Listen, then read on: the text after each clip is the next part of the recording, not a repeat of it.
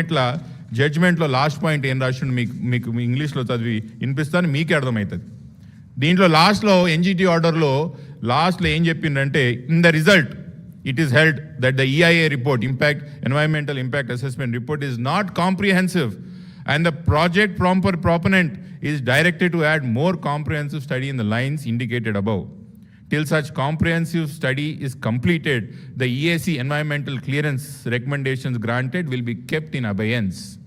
చూస్తున్నారు కదా మీరు, ఇది క్లారిటీగా ఎన్జిటి ఏం చెప్పింది, మీరు సబ్మిట్ చేసినటువంటి పనికిమాలిన రిపోర్టు కరెక్ట్గా సరిపోదు, ఇది పనికిమాలకంగా ఉన్నది, మీరు చెప్పిన లైన్స్లో మీరు ప్రపోజల్ సబ్మిట్ చేయలేరు కాబట్టి ఉన్న పర్మిషన్స్ కూడా మేము అభ్యన్స్లో పెడుతున్నామని చెప్పి ఎన్జిటి ఆర్డర్ ఇచ్చింది.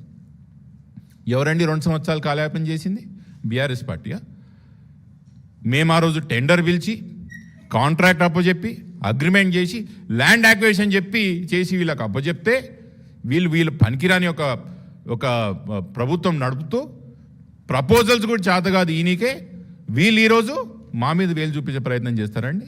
మళ్ళీ చెప్తున్నాను సోదరులారా, నాకు ఈరోజు రాజకీయాలు మాట్లాడడం లేదు, చాలా బాధతో మాట్లాడుతున్నా, ఎందుకంటే బాధ్యతతో మాట్లాడుతున్నా. ఎస్, ప్రజలు ఈరోజు మా దిక్కు వేలు చూపిస్తున్నా కూడా మేము తీసుకుంటున్నాం ధైర్యంగా. ఎస్, మా తప్పు కూడా ఉందని ఒప్పుకుంటున్నాం, కానీ మా తప్పే కాదు అని చెప్తున్నాను నేను. ఈ సమయంలో రాజకీయాలు మాట్లాడే ఇష్టం లేకపోయినా మీకు కొన్ని వాస్తవాలు చెప్పాల్సి వస్తున్నది. 2 సంవత్సరాలు కాలయాపన చేసిర్రు, పదే నేను ప్రపోజల్ పెట్టండి అని చెప్పినా కూడా మీరు అధికారంలో ఉన్నప్పుడు ఏం చేసిరని అడిగారు.